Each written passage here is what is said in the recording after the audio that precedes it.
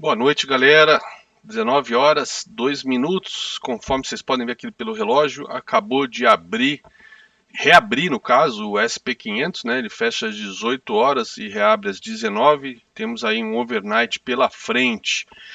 Como vocês podem ver, e deixo aqui habilitar o meu cursor, como vocês podem ver, ele nesta terça-feira fechou exatamente nessa retração de 50 aqui, tá? Retração de 50 desta perna toda aqui de alta. Deixa eu ver se eu tenho alguma caneta aqui disponível. Estou gravando, não é pelo Zoom. Então vamos lá, eu tenho uma caneta aqui, ó. Eu tenho esta perna toda de alta aqui, tá? E com isso vocês estão vendo o mercado corrigiu até a retração de 50, que é aquela onde mais vezes o mercado corrige para retomar a tendência anterior. Nesse caso, seria uma tendência de alta, mas não é o que eu acredito que vai acontecer, porque a tendência principal não é essa secundária, né, que é essa média azul. A principal é a primária, que está descendente, que foi aonde a alta foi interrompida. A alta essa, vocês podem dar uma consultada no vídeo que eu soltei domingo, que também aqui tinha o terceiro alvo de Fibo, tá? Terceiro alvo de Fibo desse pivô aqui de alta aqui que foi lançado para cima, ok? Então, apesar de ser a retração de 50, normalmente ela segura, como segurou aqui no dia de hoje. Tivemos uma violação, mas a minha expectativa é que ela possa segurar até para um possível pivô, um possível pullbackzinho, né? Não acredito que seja um pullback forte que venha até aqui a retração anterior. Eu entendo que o pullback já aconteceu nessas duas sombras no intraday. Então acredito que seja um pullback talvez mais fraco, tá? Um pullback que possa vir talvez, né, até aqui esse segundo alvo que foi atingido ontem, para depois ir buscar o terceiro alvo. Reparem que desta última perna de alta já na tendência de baixa, né, a gente teve na sexta-feira que cravamos o primeiro alvo. Na segunda-feira, cravamos o segundo alvo. E na terça-feira, hoje, nós cravamos o primeiro alvo, né? E a retração de 50, mas da última perna de alta antes dessa queda, tá? Então podemos, as duas dinâmicas estão funcionando super bem, tanto a da perna menor de alta quanto da última perna de alta antes da queda recomeçar. Então vou manter as duas ainda em vigor, porque as duas estão funcionando super bem, mas eu acredito, né, que a gente deva fazer, portanto, esses zigue-zagues aqui, ó, indo buscar cada alvo e ir recuando, seja com candles positivos ou apenas com sombras, né, com movimentos altistas no intraday, para deixarmos candles de dúvida como esse de segunda-feira e a continuação da queda, né? Inclusive por conta até da maneira bem técnica, né? Bem em termos dos fractais, né? Dos movimentos um dentro do outro, como a gente está vendo, né? A gente vê toda essa perna de alta e as projeções, ó, as projeções invariavelmente, né? Objetivando as retrações aqui, ó, segundo alvo, que é um alvo super importante também, é bem aqui dos dois topos aqui que fizeram essa onda 2 complexa, né, que depois que foram rompidos, tivemos esse movimento de alta forte, tá? Mas a princípio, a minha expectativa é de correção, né? Não, aí eu não sei como é que vai ser o zigue-zague, mas é de correção pelo menos até o 3.765. Agora, em termos de tendência de baixa, se nós viermos a perder novamente este patamar aqui, deste fundo, aí nós temos quedas bem maiores, inclusive poderemos até projetar esta perna toda para baixo, né? Que é o que se espera quando a gente fala de recessão, quando a gente fala de desemprego, tudo que é uma coisa, apesar de ser muito ruim, principalmente pelo lado social, tudo que vem junto com uma política contracionista que é necessária em épocas de inflação, principalmente uma inflação que não é vista no Ocidente, né, nos países desenvolvidos, né, no Atlântico Norte, uma inflação que não acontece há mais de 40 anos. Né? Na Europa, muito mais grave, justamente por conta da guerra da Rússia e Ucrânia, a questão energética, mas também nos Estados Unidos, depois de 14 anos de altíssima liquidez sendo direcionada para os mercados financeiros, a fim de manter a economia pulsando diante do crash do subprime e diante aí do crash do Covid-19, tá? Mas foram, digamos, experimentos, né, talvez inéditos na história, como disse muito bem o Ben Bernanke, o presidente do Fed, né, que substituiu o Alan Greenspan, exatamente aí, bem no período aí do crash do subprime. O Greenspan ficou até 2007, ele entrou em 2007 e pegou o subprime logo no seu primeiro ano. E por sorte, talvez, da economia mundial, talvez não, com certeza, ele era um grande estudioso, um grande acadêmico do crash de 29.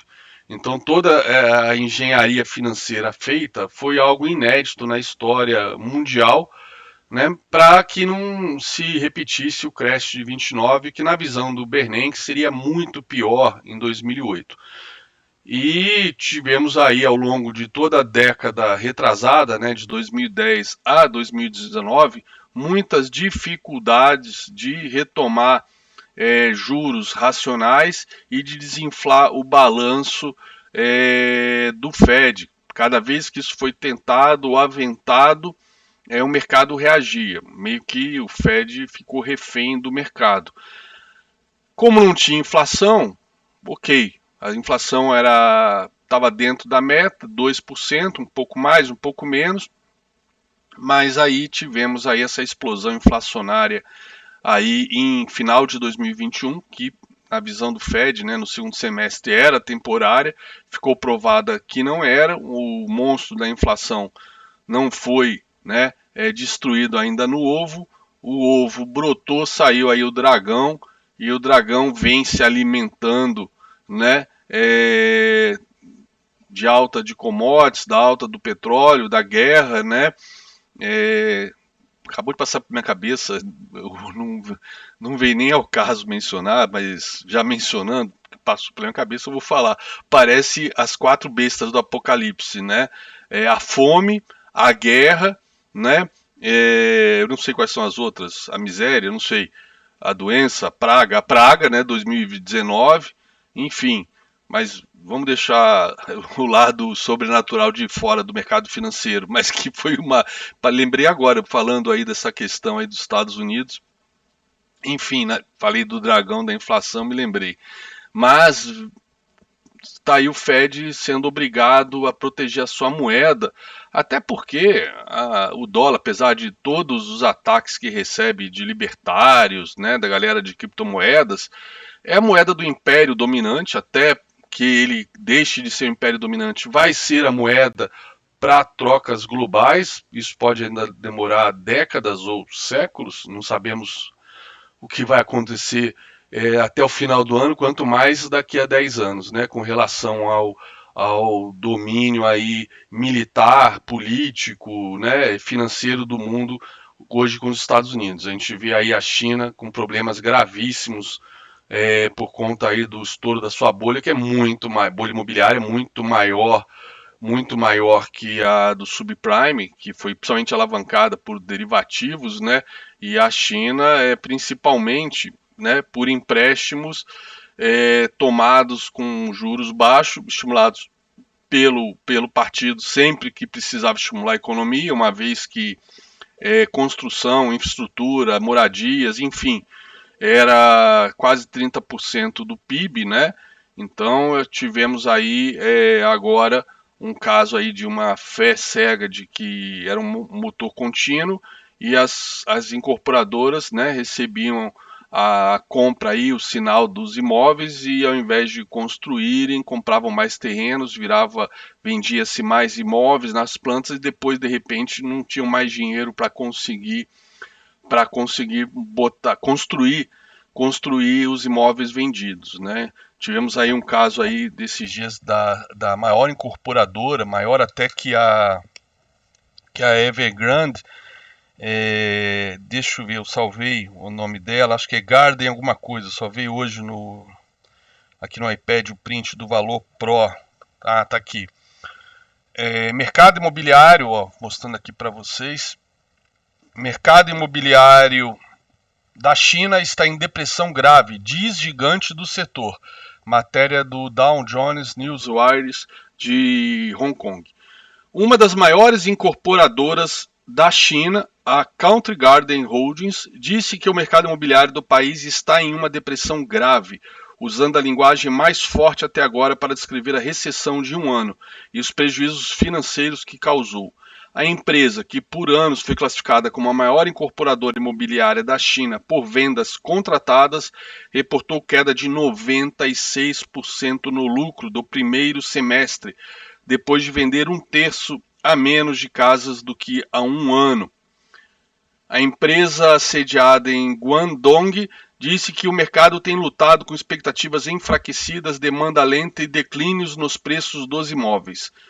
Abre aspas, tudo isso exerce uma pressão crescente sobre todos os participantes do mercado imobiliário, que entrou rapidamente em grave depressão, fecha aspas.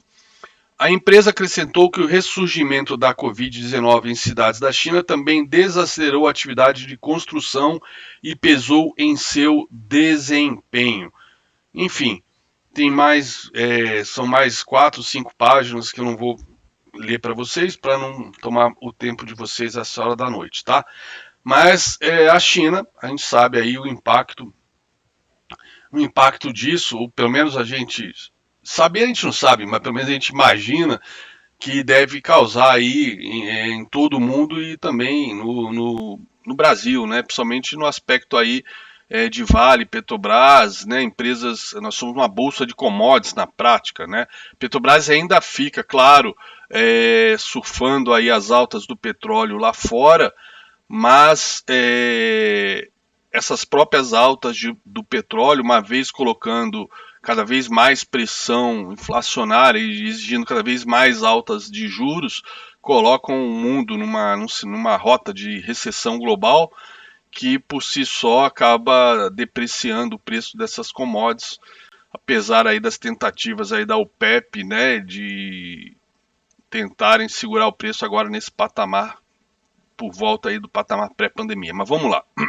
Então tá aqui, SP500, né, tá andando aqui nos alvos que eu mostrei para vocês no domingo, num vídeo que eu gravei sábado de manhã, tá?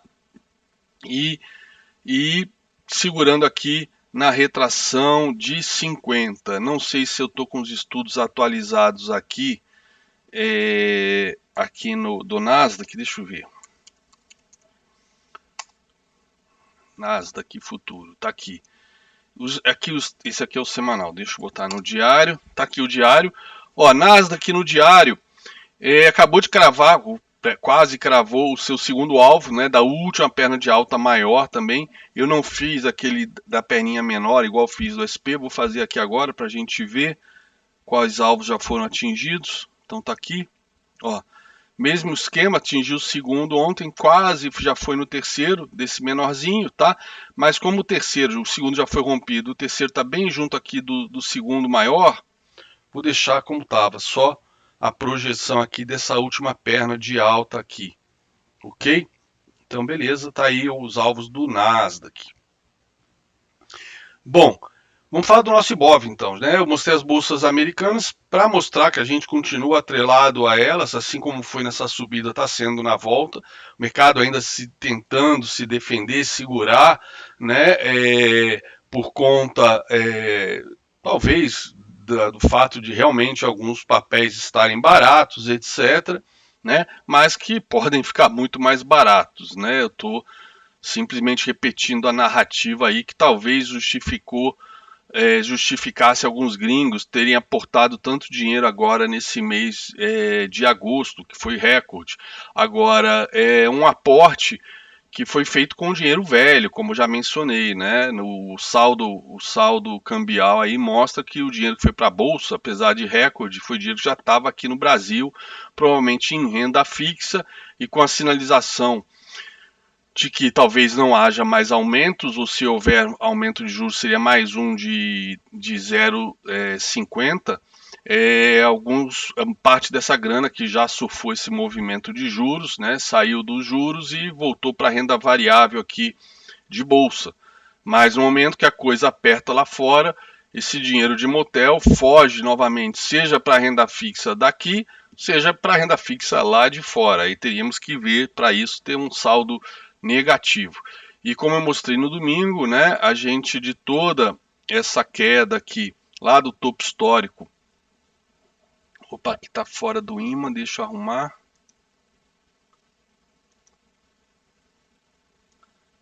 Pronto. E aqui também. Pronto. Nós tivemos aqui essa violação, né, ou esse bull trap aqui da retração de 50 de toda esta queda, inclusive que tem esse canal de baixa aqui desenhado, ok? E ainda não ativamos o último topo, tá? O último fundo, né, a última perna de alta, tá? Enquanto isso já foi ativado, como vocês acabaram de ver, tanto no SP Futuro, né, nós já perdemos o fundo anterior e já fizemos até um pivô de baixa no Nasdaq idem. O Ibov ainda não tivemos essa configuração. Mas como eu mostrei no domingo, a gente já tinha no domingo, né, na verdade o gráfico de sexta-feira, a gente já tinha sinais de uma divergência de baixa moderada aqui, tá? Aqui, para ser uma divergência de baixa mais forte, o topo teria que ser mais alto. O topo, inclusive, aqui, ele é até ligeiramente descendente, tá? Mas isso aqui é irrelevante, aqui são muitas sombras aqui, para muitas violações aqui, então a gente poderia, por exemplo, considerar esse candle de maiores sombras aqui como topo, ó, só para mostrar topos mais ou menos no mesmo nível. Isso aqui é irrelevante, né? Mas por si só, o fato de termos topos do mesmo nível, mas o IFR bem mais baixista, isso já sinalizava uma divergência de baixa. E aí eu deixei desenhado para vocês aí no estudo do final de semana, que se rompesse esse fundo aqui, a gente teria um advance breakdown, ou seja, uma antecipação da perda deste fundo aqui, tá? E foi o que aconteceu, né? Aí nessa segunda e terça-feira, principalmente na terça-feira, a IFR perdeu este fundo, tá? Fazendo advance breakdown, então sugerindo que além da divergência de baixa, a gente deva perder este fundo também. Sendo assim, eu teria, portanto, esses alvos para baixo do Ibov, tá? Os primeiros alvos do Ibov seriam, portanto, 107.200, 105.560 e 102.900. Beleza? E aqui também começaria a trabalhar, né, com uma retração de todo este movimento. Colocaria as retrações aqui. Vou até fazer isso agora para ver se vai ter alguma confluência, retração de queda, tá? Então eu teria, por exemplo, a primeira retração aqui, né, junto com o primeiro alvo, essa aqui. Vou botar até uma cor aqui um pouquinho diferente, para não ficar rosa como a outra. Vou botar um azul aqui, sinalizando suporte, vai. Então eu teria a primeira retração aqui junto com o primeiro alvo de baixas, perdendo este fundo. Vou até apagar os alvos aqui, tá? Se realmente a gente voltar a subir, rompermos aqui os 114.375, aí eu refaço os três alvos para cima, tá? Mas a gente acabou que não conseguimos ir lá no terceiro alvo.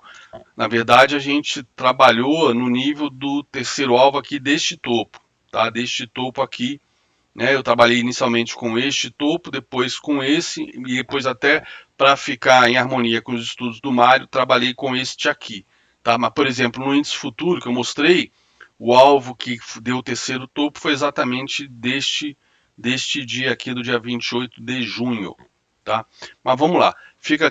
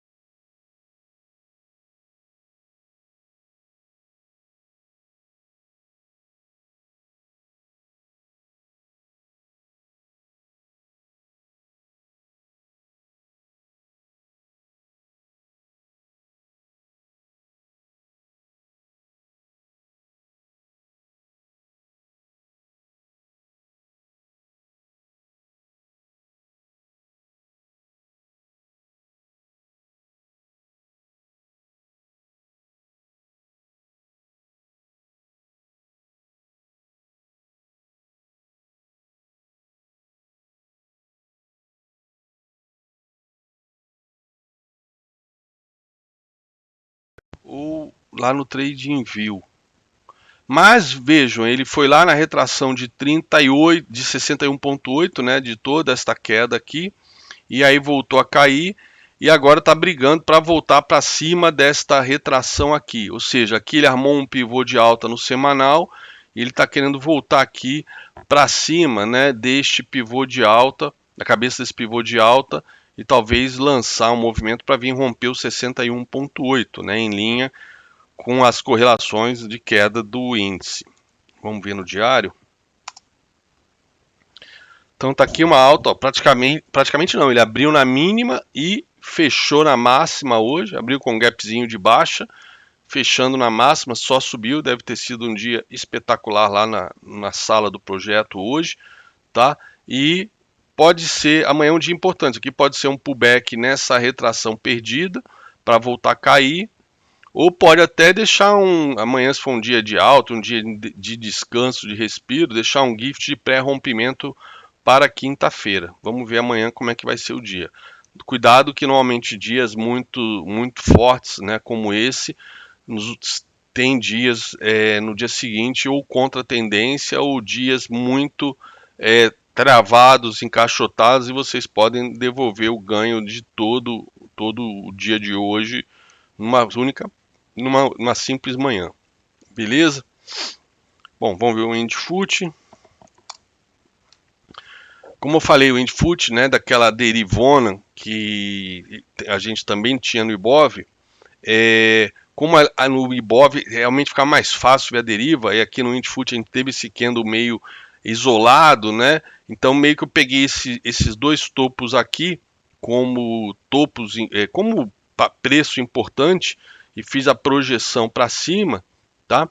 E a gente vê que essas projeções, né, o primeiro alvo foi rompido com facilidade, mas depois veio fazer pullback, depois o segundo segurou, rompeu, depois houve ele abriu com gap de baixa, violando para baixo, depois subiu, foi lá no terceiro alvo, veio de novo no segundo, subiu, deixou um topo mais baixo, igual no IBOV, e veio hoje fechar aqui no segundo alvo, tá? 111.700. Lembrando que aqui não tem carrego, não tem juros, tá?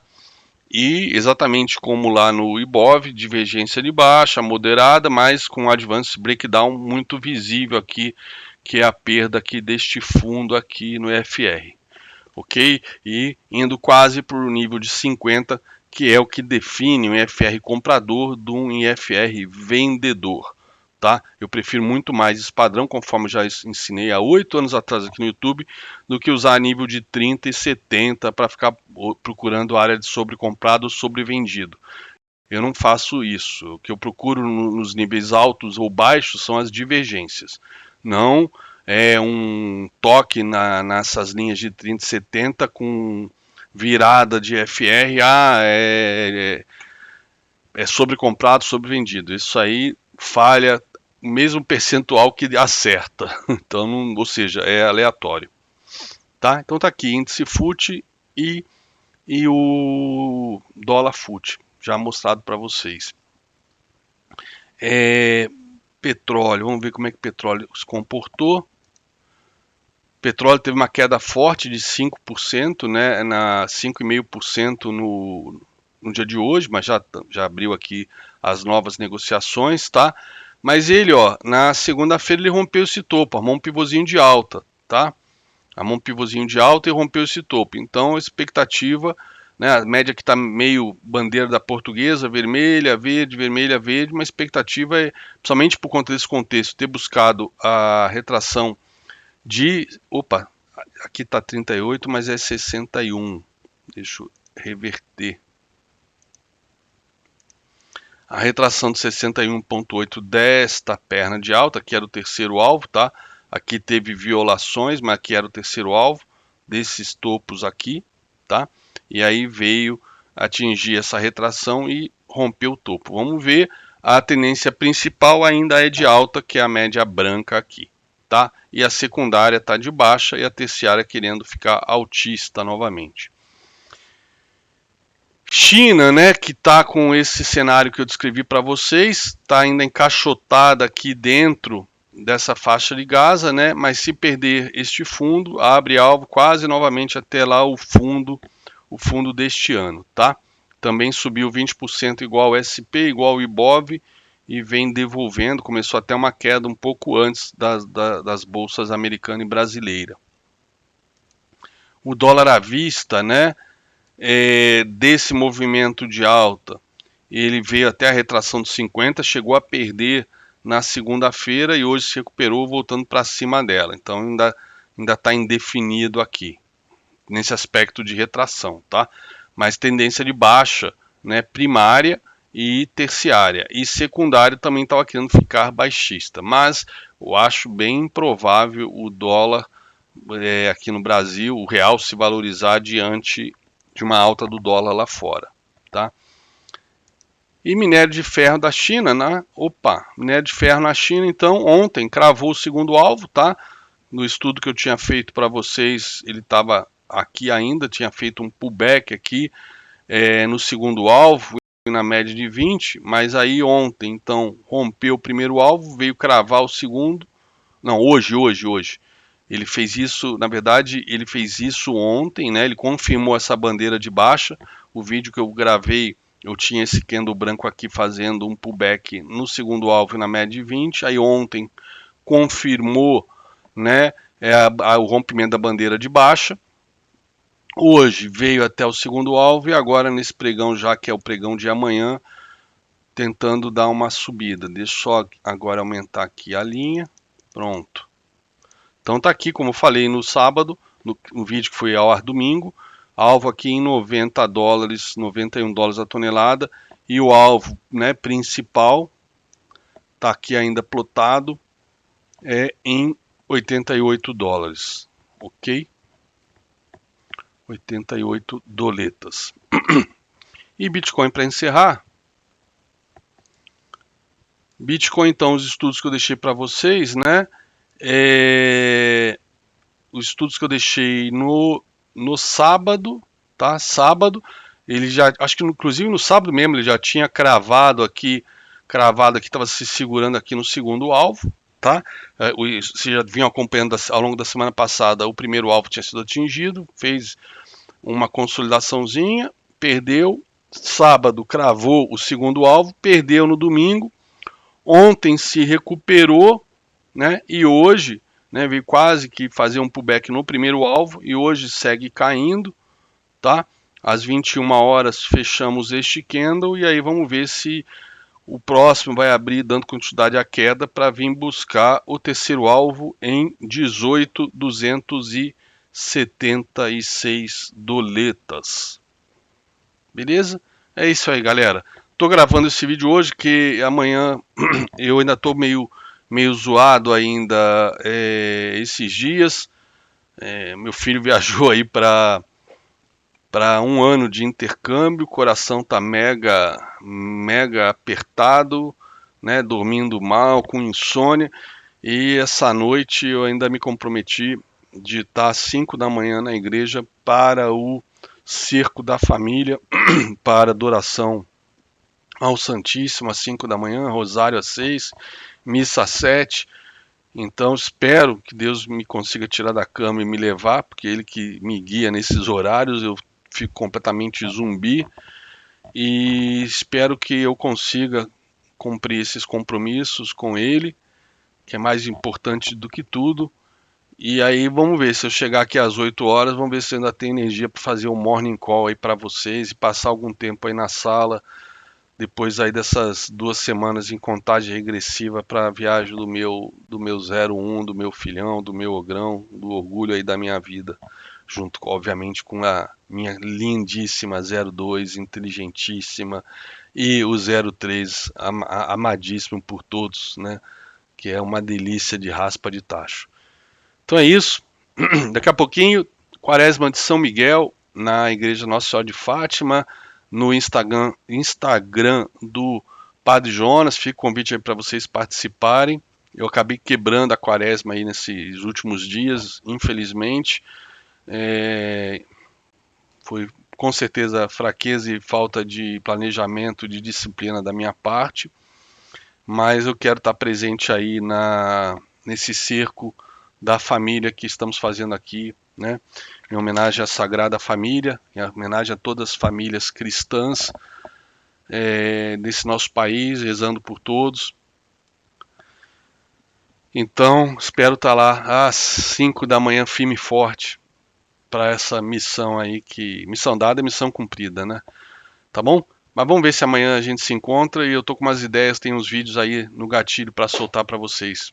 Fiquem me acompanhando aí, marquem aí o sininho, deem o like se gostaram desse fechamento de hoje, e esperem aí por um vídeo bem bacana para amanhã à noite, tá bom?